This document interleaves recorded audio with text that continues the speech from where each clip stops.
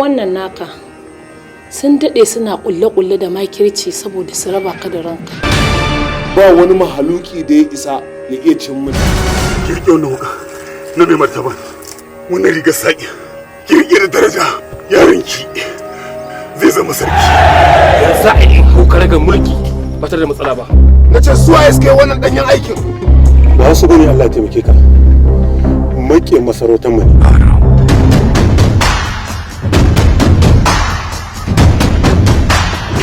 Faru haka an kashe kowa,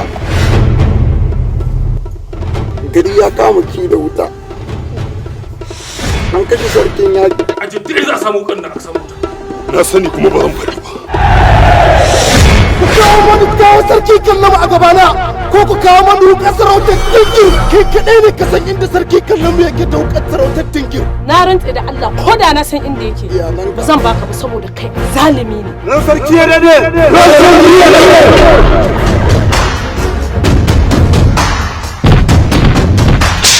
Talakawa ne ku yi haƙuri. Yau ni Kasum Galadiman Dingir na naɗa kai a matsayin sarkin Dingir. Ba na shigo garin ka bane domin na yake ka, na shigo ne domin ka bani kallon mu da tafi da. Ba zan taɓa sauka daga kan abin da nake kai.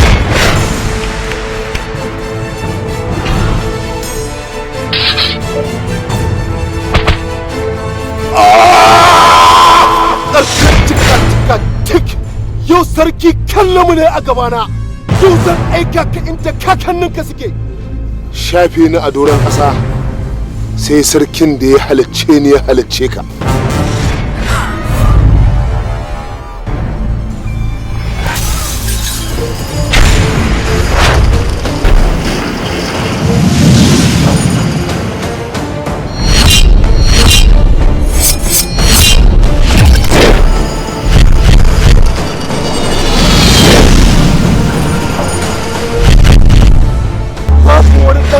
A duniya da zan harba da kwari da bakana ya ƙara numfashi a doron ƙasa. Waye maka wannan ɗanyen aikin haka? Doga ma bai kau da ba.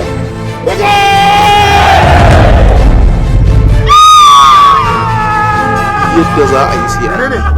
Duk wani cin taɓi da kyau ya ƙare. Ba za mu ci gaba da zama babu shugabanci.